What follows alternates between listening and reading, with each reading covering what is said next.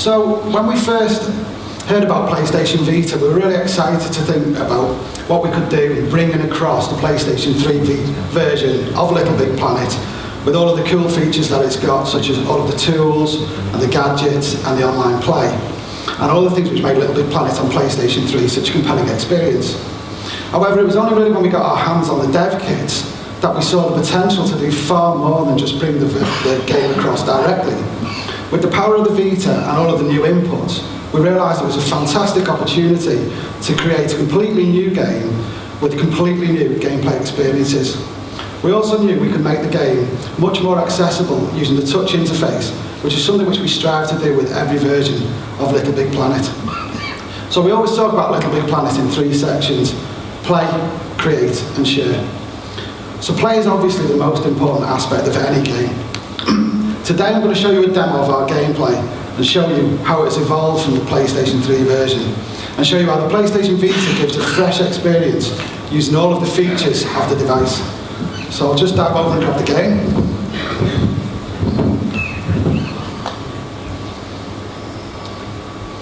Okay, so the first thing you'll see, this is a carnival level. I'm just going to use the multi-touch to open the curtains and introduce Sackboy. So on this level, you'll see everything which is this blue material is touchable material, and you could define that however you wanted in the levels that you build. So I'll just jump, grab the sponge, and open the door. Okay, and in traditional LittleBigPlanet style, I'm now going to go into the whale's mouth, and in his belly you'll find a piano. So this is I can play the piano, and if I play LDP, that'll open the door and let me through. Okay, so what I'll do now is I'll just open up Poppet. Poppet is all touch driven, again making a nice simple interface, and I'll select the costume and I'll select Jack Sparrow. And we purposely chose that costume just to show that most of the costumes that you actually bought as DLC on PlayStation 3 will automatically come across to the PlayStation Vita version for free, which we think is a very cool feature. So we'll grab this wheel, jump across, and now you'll see here some more of the touchable material, and I can just touch on that and use that to fire Sackboy up into the air. Okay, so now I've got a different challenge where I need to use the tilt. This guy's got grabbable feet.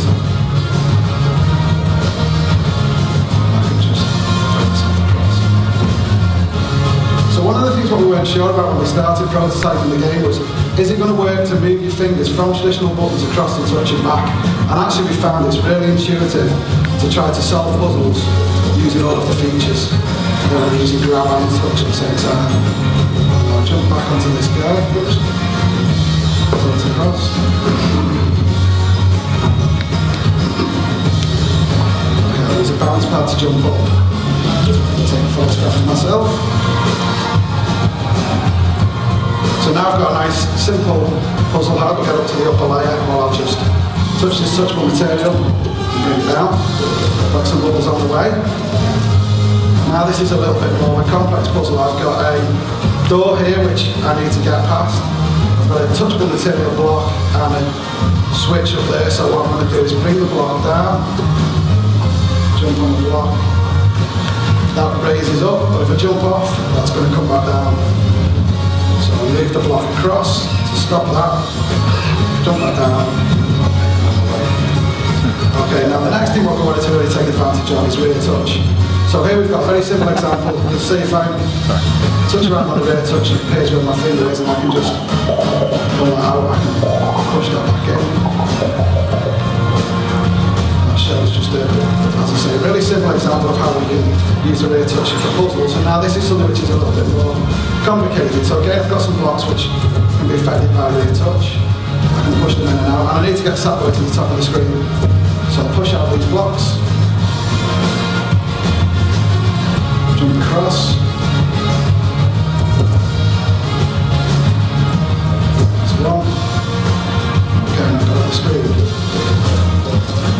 And now, in typical LittleBigPlanet fashion, I shall, my epic finale, fire Sackboy across the screen with a sardine can. Okay. So, So hopefully that gives you just a little flavour of the kind of traditional games, traditional levels what we have in LittleBigPlanet. We also put in a lot of focus on mini games, and if you go and have a look at the demo on the show floor, we've got some mini games, and they're really, really suited to the device being portable and all of the features of LBP Vita, which you'll see when you get hands on. So next thing to talk about is Create. Our community are the lifeblood of LittleBigPlanet. We absolutely love them, and they always use the tools in novel ways to create amazing content that we just never imagined. We already have over 5 million levels on the PlayStation 3 version. And in the Vita version, we have all of the tools from the PlayStation 3 version, but we've also created some completely new tools to help creators build levels and mini games using the inputs of the PlayStation Vita, but also being able to make games more pick up and play and more suited for a portable device. We expect to have different type of levels on PlayStation Vita than we do on PlayStation 3, and we're trying to encourage that so you get a different experience. This movie now shows you how you can create it on the move.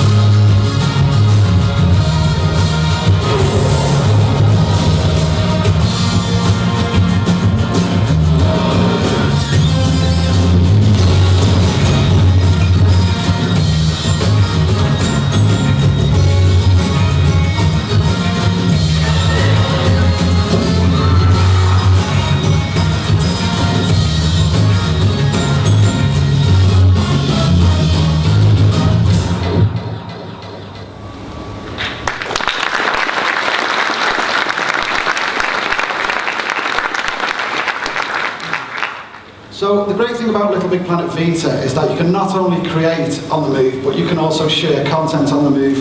You can upload and down levels on the go via Wi-Fi, but also via 3G. This, on top of all the community features which we share with the PlayStation 3 version, means that sharing has never been easier than it will be on PlayStation Vita. So I hope you see now why we're so excited about LittleBigPlanet on PlayStation Vita, and why we think that LittleBigPlanet and PlayStation Vita are the perfect match. Thank you.